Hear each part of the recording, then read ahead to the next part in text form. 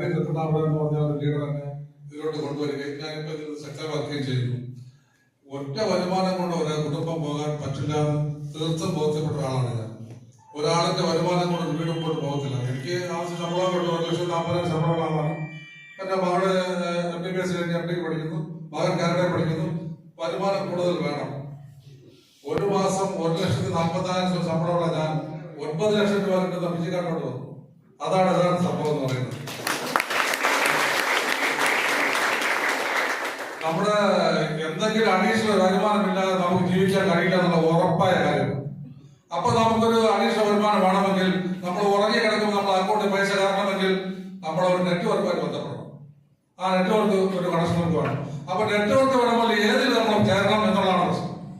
അപ്പൊ നമ്മുടെ മുന്നിൽ കാണുന്നത് കമ്പനിയുടെ ലാഭവിഹിതം തരുന്ന ഒറ്റ കമ്പനി എന്ന് വേണ്ടിയുള്ളൂ PGCard.com.